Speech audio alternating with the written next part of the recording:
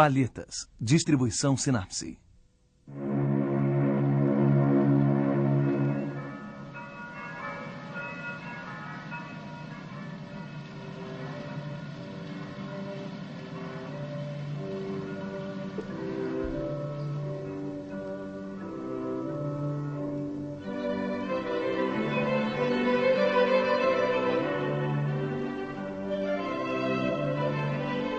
Um quadro em julgamento.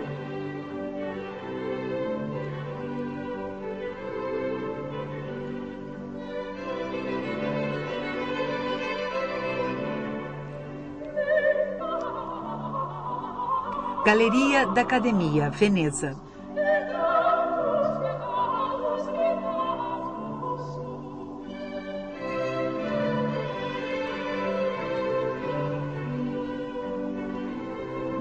A Ceia na Casa de Levi, 1573.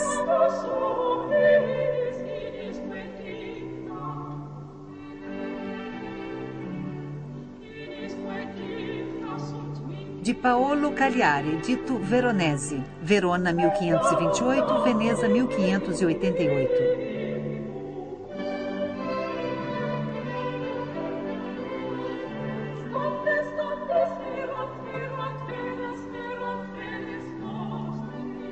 A Ceia na Casa de Levi, que ocupa uma parede inteira da Galeria da Academia em Veneza, foi pintada por Veronese entre 1571 e 1573. Quadro de grande tamanho, medindo 13,10 metros por 5,55 metros, muito equilibrado, obedece a normas de composição clássica em sua estrutura. Todos os personagens estão reunidos no terço inferior de um retângulo de comprimento incomum.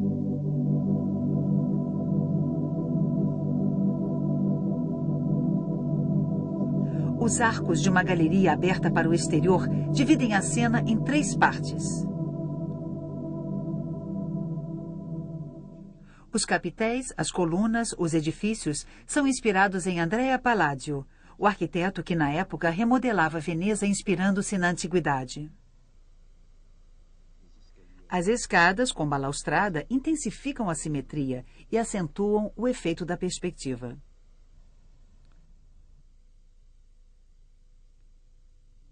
Os pontos de fuga das perspectivas convergem na figura do Cristo, que fica no centro da mesa.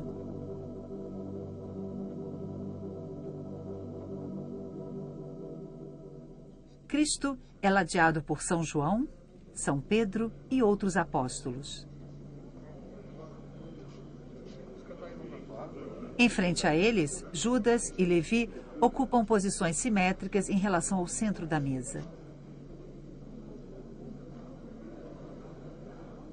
Sob a arcada da esquerda, vários apóstolos estão rodeados por um grupo de serviçais, que servem vinho, passam pratos ou trazem as travessas à mesa.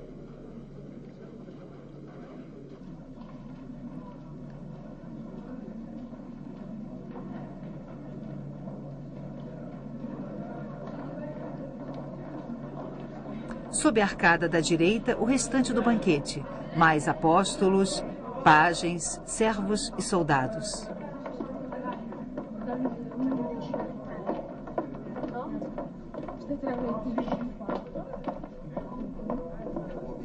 Entre as cenas principais, em frente às colunas, 2 personagens importantes. À direita, o chefe de mesa ou o cozinheiro em traje matizado.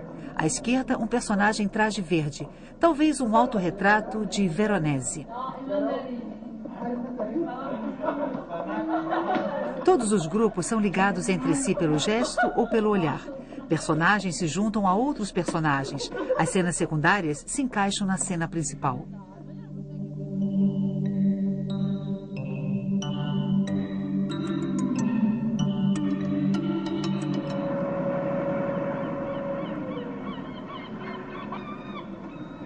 Apesar da profusão de personagens, toda a composição mostra que se trata da última ceia, a última refeição de Cristo com seus discípulos, um dos episódios do Novo Testamento mais representados pelos pintores. Veronese já havia se tornado célebre por pintar outros banquetes, como as bodas de Caná, Le Repas chez Simon ou a ceia de São Gregório. Geralmente, estas telas eram encomendadas por ordens religiosas para decorar o refeitório dos conventos. Durante a refeição, os monges tinham à vista uma lembrança do sacramento da Eucaristia. Os formatos de cada tela eram determinados pela arquitetura dos locais aos quais as telas eram destinadas.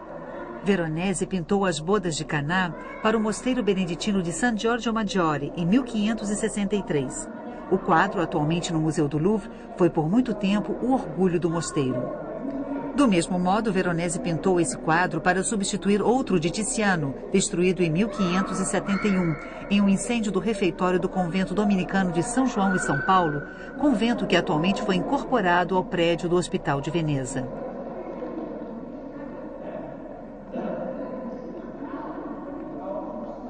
Segundo a história, os soldados abrigados pelo convento, talvez durante uma farra, teriam ateado fogo ao refeitório, que foi completamente destruído. Um monge, o irmão Andrea de Boni, aqui representado, reuniu diversos donativos e encomendou a Veronese um novo quadro. A quantia era modesta, apenas o preço de um retrato, mas o pintor aceitou. As ceias evangélicas obedeciam até então a um modelo muito sóbrio, que havia sido codificado por Leonardo da Vinci em Milão. O momento escolhido foi aquele no qual Cristo declara: "Um de vós me trairá." Muitos apóstolos exprimem seu espanto. O próprio Judas recua.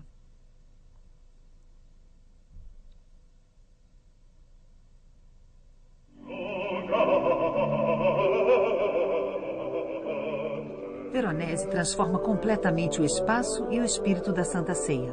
Dos 15 personagens principais, ele passa a 50. Ele retrata um grande banquete veneziano em que reúne personagens ricamente vestidos e festivos.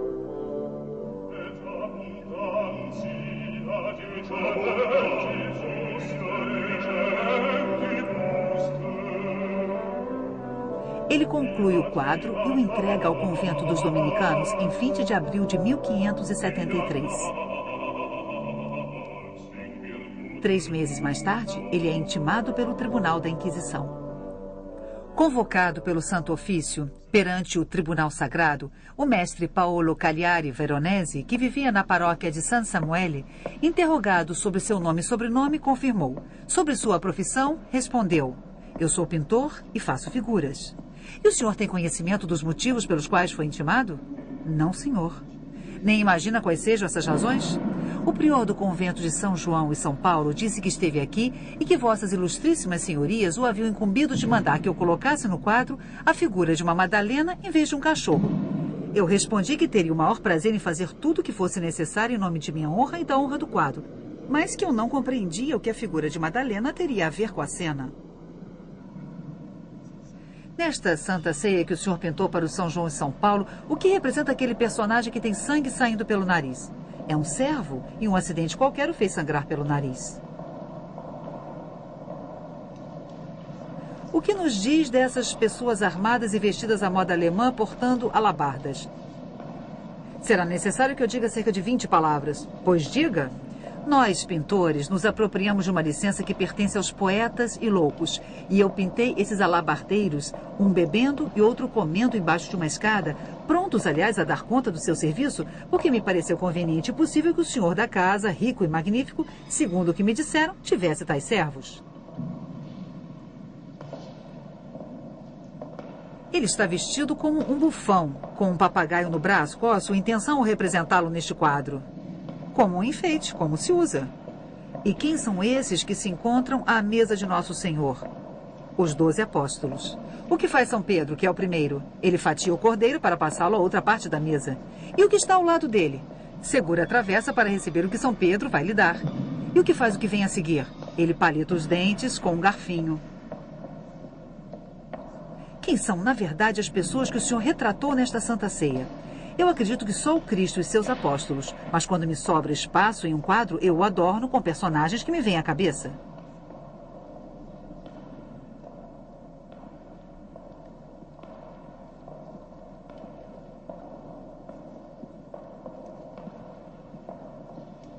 Parece-lhe apropriado representar bufões, alemães bêbados, armas, anões e outras indecências na última ceia do Nosso Senhor?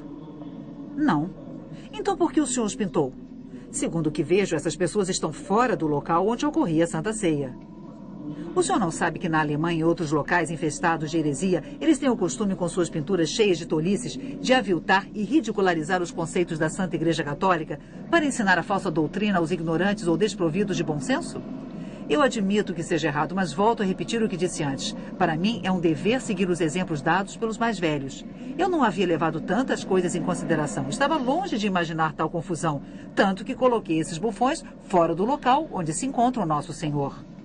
Tais coisas ditas, os juízes decidiram que Paolo seria obrigado a corrigir e modificar seu quadro em um período de 3 meses, a contar da data da reprimenda, conforme arbítrio e decisão do tribunal eclesiástico, todas as custas ao cargo de Paolo. Mas Veronese não corrigiria nada. Ele acrescentou negligentemente uma dupla inscrição. Ele encontrou uma pequena passagem do Evangelho de São Lucas que dizia: deu-lhe então Levi um lauto banquete em sua casa. Lucas, capítulo 5. Simão se tornou Levi, e a última ceia se tornou a ceia na casa de Levi. Estranho julgamento. Em primeiro lugar, porque a Inquisição se opôs a um pintor cuja celebridade já era imensa. Em segundo, porque a Inquisição romana tinha pouco poder em Veneza, onde ela só podia se reunir na presença de representantes do governo civil. O julgamento não foi divulgado, sendo rapidamente esquecido. E a carreira de Veronese continuou sem qualquer problema político ou religioso. Estranho quadro também. Ele trata de uma representação do mistério da Eucaristia. O pão e o vinho, símbolos do corpo e do sangue, estão presentes em toda a parte. Mas o alabardeiro que bebe o vinho na escada da direita é simétrico ao servo com o nariz sangrando na escada da esquerda. É o personagem de verde, que talvez seja o próprio Veronese, que mostra o pão e o vinho, e não Cristo.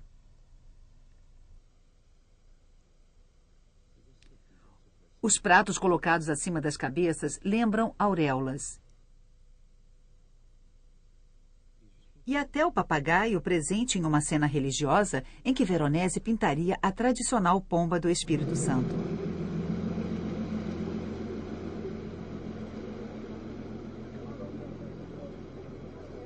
Não se conhecem imagens dos ateliês de pintura do Renascimento.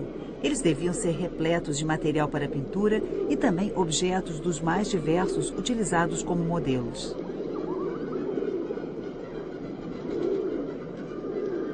As cores dos pintores no final do século XVI eram sobretudo pigmentos minerais, pedras extraídas de minas ou pedreiras e trituradas em moinhos ou com pilões. Assim, a paleta de Veronese devia ser limitada a uma dúzia de minerais de base simples. O pigmento mais comum é o branco de cerusa, um carbonato de chumbo utilizado quase sempre em misturas com outros pigmentos. O pigmento vermelho comum, a hematita, um óxido de ferro que intervém na composição dos vermelhos mais firmes. Outro vermelho, o cinabre, um sulfeto de mercúrio de tom vermelho vivo, utilizado em mistura para a cor da pele ou trajes. Os vermelhos alaranjados eram obtidos com o zarcão, um óxido de chumbo, ou com o realgar, um sulfeto de arsênico. O ouro pigmento, literalmente pigmento de ouro, é um sulfeto de arsênico utilizado para os reflexos das roupas amarelas. O litargílio, um óxido de chumbo, é o amarelo claro mais abundante na paleta de Veronese. A azurita, um carbonato de cobre, fornece um azul denso, utilizado puro ou misturado com o branco de cerusa.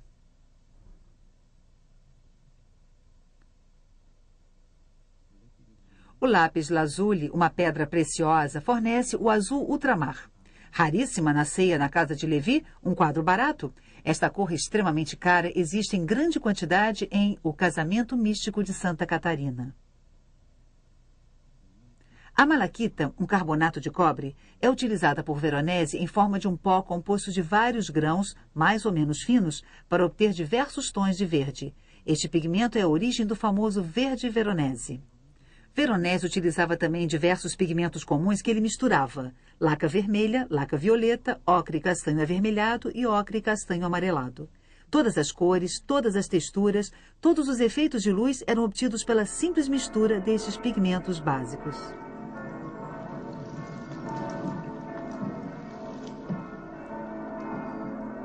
Dado o seu tamanho incomum, a ceia na casa de Levi teve de ser montada em um grande número de pedaços de linho. Veronese fazia diversos croquis preliminares. Na maior parte do tempo, eles conduziam a um desenho do posicionamento geral das estruturas e personagens que o pintor retrataria na tela a seguir por um sistema de quadrículos.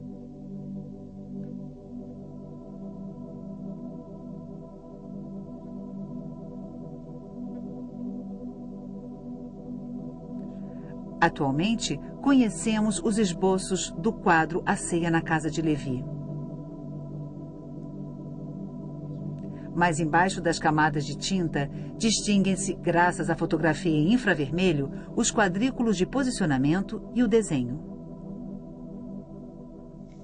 O pano de linho era, a princípio, revestido de gesso, uma mistura de cola animal e gipsita fina, até a obtenção de uma superfície uniforme. O desenho era transferido com carvão ou com a ponta de um pincel molhado em ocre e castanho.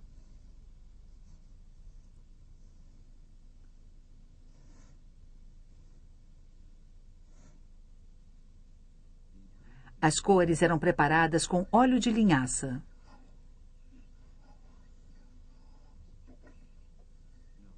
Sua colocação se fazia à meia tinta desde a primeira camada. Os personagens eram pintados em duas etapas, uma camada clara que preenchia o modelo e uma mais escura para as sombras.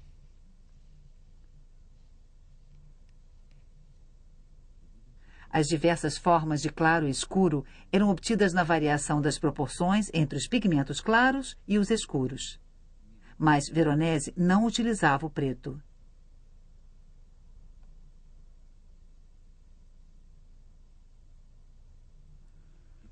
E em toda a composição, os toques claros modulavam os reflexos da luz. A análise ao raio-x mostra que este personagem, inspirado no busto do imperador romano Vitélio, foi inteiramente posicionado desde as primeiras pinceladas. A pequena espessura da camada e a técnica pictórica de Veronese são bem evidenciadas pela análise de amostras microscópicas. O reflexo no ombro do alabardeiro da esquerda. Leves toques de branco de cerusa sobre o fundo de azurita. Da esquerda para a direita, o preparado branco de gipsita e cola, grãos de azurita misturados com um pouco de laca vermelha e traços de branco de cerusa misturados aos de azurita. No casaco do personagem de verde, da esquerda para a direita, traços castanhos do desenho original, grãos de malaquita verde com alguns traços de azurita e uma leve pincelada de litargírio amarelo. Na camisa de riscas vermelhas do servo negro que sobe a escada. Por cima do preparado de gesso, uma camada de branco de cerusa e uma fina camada de cinabre e laca vermelha, onde podemos distinguir grãos de negro de carbono e azurita. A análise na reflectografia em infravermelho mostra que um personagem que se encontrava na frente de Levi foi coberto.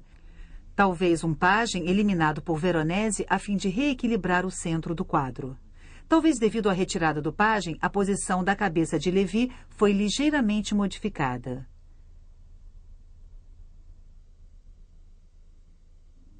Vemos ainda os traços embaixo do fundo azul pálido. Os arrependimentos são pouquíssimos, alguns retoques em relação à posição dos personagens ou ainda às perspectivas das construções e das colunas. Veronese adora saturar o espaço de personagens e criar grupos de contraste. Atrás do perfil regular de Levi, ele cria um perfil de nariz pequeno e achatado. Atrás do triste Judas, um semblante suave ao estilo de Leonardo da Vinci. Atrás do pálido cozinheiro, um rosto africano.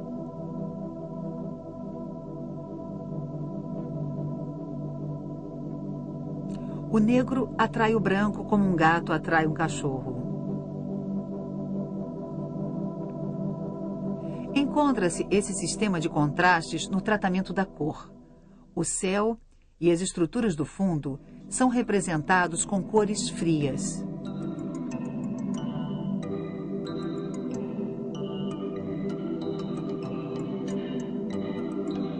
Ao contrário, as estruturas do proscênio são representadas com cores quentes. Este procedimento acentua a ilusão de profundidade dada pela perspectiva. De longe, o quadro aparenta um tom uniforme bastante neutro, pouco contrastado e de uma homogeneidade notável.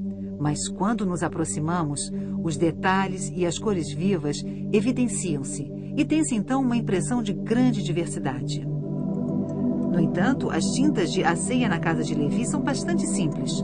Todos os tons são obtidos através de degradês das cores de base. E os componentes coloridos se equilibram em todo o quadro.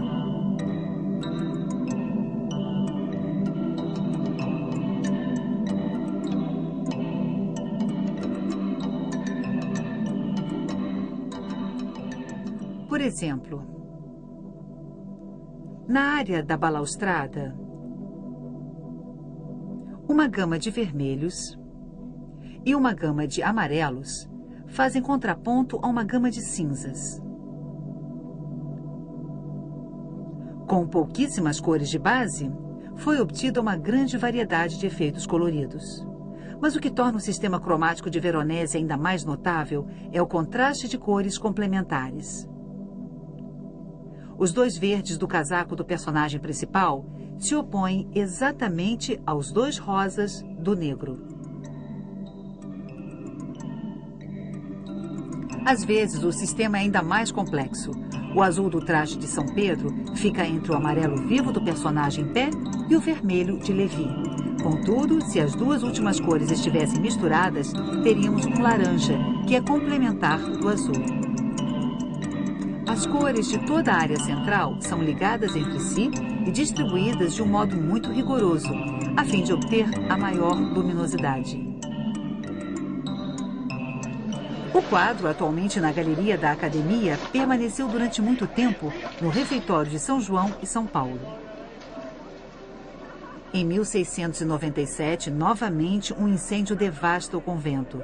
Conta-se que um monge teria cortado a tela em 3, conseguindo salvá-la ao retirá-la pela janela. Restaurado, o quadro ainda está ali, no fundo, na época de uma recepção ao Papa em Veneza, pintada por Guardi em 1786. Confiscado pelo exército napoleônico, o quadro A Ceia na Casa de Levi passa 15 anos no Museu do Louvre. Devolvido à Itália com a queda do Império, ele é colocado no antigo convento da Caridade, transformado na Galeria Museu da Academia para receber as obras dos pintores venezianos. Na época, acrescentaram ao quadro de Veronese uma cornicha que parece prolongar as estruturas pintadas. A partir de 1980, a restauração da tela foi feita em San Gregório, uma igreja gótica de Veneza transformada em ateliê de restauração de objetos de arte. Os antigos mástiques que uniam as 3 grandes partes da tela foram retirados. Os rasgos foram reparados.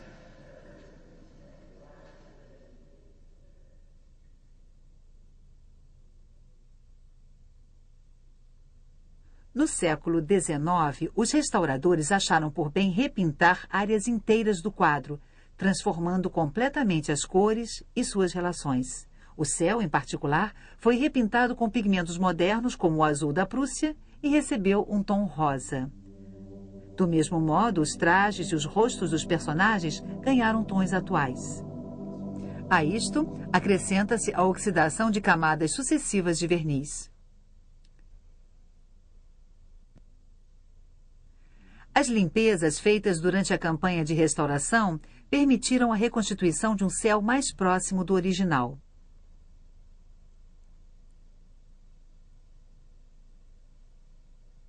E em toda a superfície da tela, as cores de Veronese recuperaram sua pureza.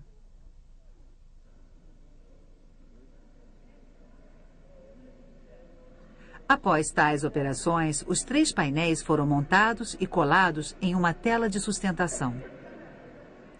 Eis os intervalos entre as partes devido aos danos sofridos pela tela no século XVIII, depois do seu corte e do seu reajuste aproximado. 8 centímetros à esquerda e 5 à direita. As partes que faltavam puderam ser repintadas com base nas cópias e gravuras do quadro feitas antes do incêndio. Por exemplo, nesta fotografia, com pouca luz, nota-se que as duas bordas da tela foram grosseiramente reajustadas e que o braço do cozinheiro foi reduzido. O novo afastamento dos painéis restitui a proporção exata. Assim como a sutura da esquerda que passava pelo bufão. Os restauradores anteriores haviam recriado a cabeça do pássaro utilizando o colo do personagem. A última restauração devolveu à cena o seu aspecto original.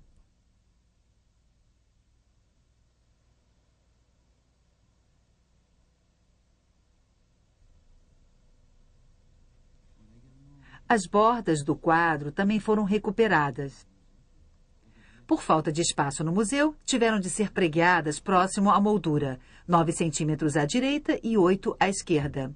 Durante muito tempo, viu-se a ceia na casa de Lévy reduzida, amarelada, opaca e com cores adulteradas. Hoje é possível ver o quadro tal como foi pintado por Veronese.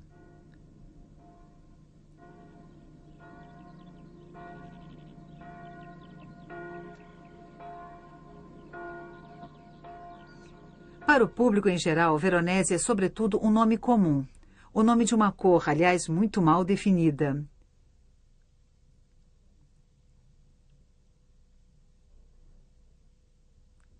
Talvez tenham esquecido a influência decisiva que o pintor exerceu sobre a sensibilidade moderna à cor, através de Tiepolo, Fragonard, Delacroix ou Renoir.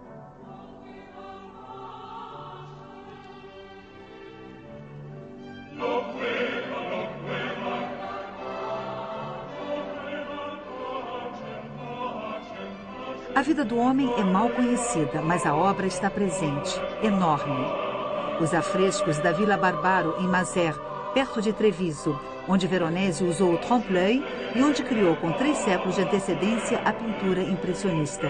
As pinturas da igreja de San Sebastiano, que o pintor passou a vida a decorar e onde ele está enterrado. As pinturas do Palácio dos Doges, onde ele decorou vários salões em diversas etapas de sua carreira. Enfim, inúmeras telas que os colecionadores europeus disputam a preço de ouro desde o século XVII.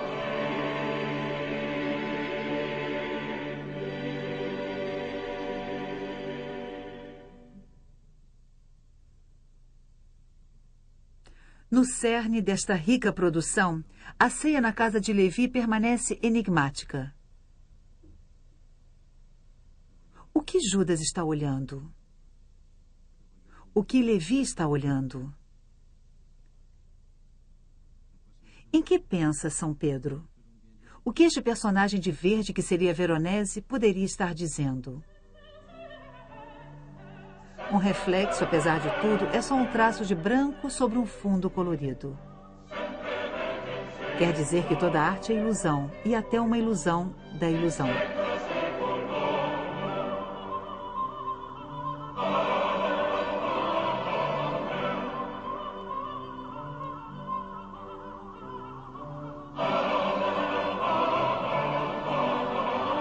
Ou ainda que o verdadeiro dono da casa não é aquele que pensamos. No fim do Renascimento, Cristo ocupa o centro do quadro, segundo um princípio clássico. Mas aqui ele passa ao último plano, e é o pintor em pessoa que ocupa o primeiro plano da cena.